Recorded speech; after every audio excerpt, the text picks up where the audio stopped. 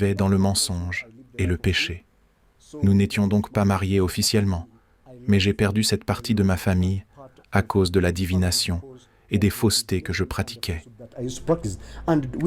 J'avais accumulé beaucoup de richesses à l'époque. Dans mes réseaux sociaux, j'enseignais ce que l'on appelle le renouveau des nations. J'enseignais comment j'ai tout perdu, y compris les véhicules, les terres, les familles, les amis et la richesse en argent. Tout ce que j'avais acquis.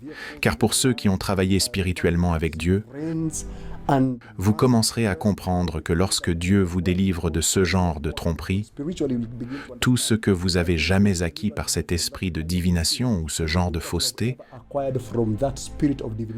vous devez vous en séparer pour pouvoir continuer à avancer.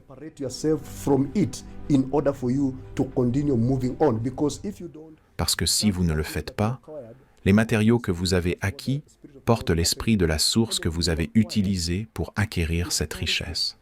Donc, tout ce que j'avais à l'époque, je devais le donner aux orphelins, aux pauvres.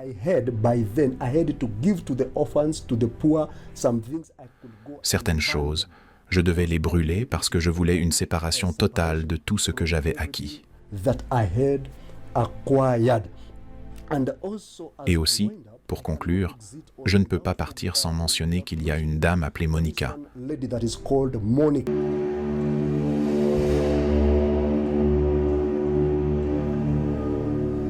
Le voyage qu'il a entrepris aujourd'hui n'est pas facile, car il rencontre de nombreuses difficultés en cours de route.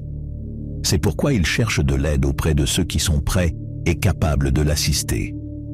Il est ouvert à se connecter avec des personnes qui veulent en savoir plus sur son histoire et soutenir sa mission.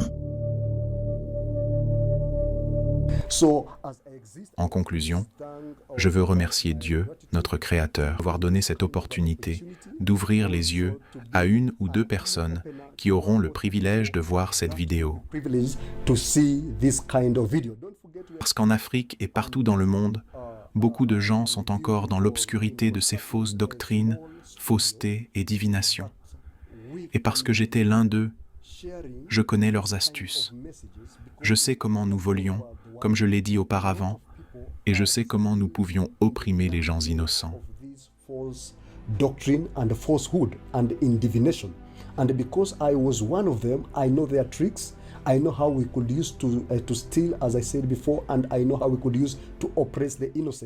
Dans cette phase du ministère, je demande vraiment à chacun de prier pour nous et aussi de nous soutenir financièrement afin que nous puissions acheter ces types d'équipements qui peuvent nous aider dans cette mission.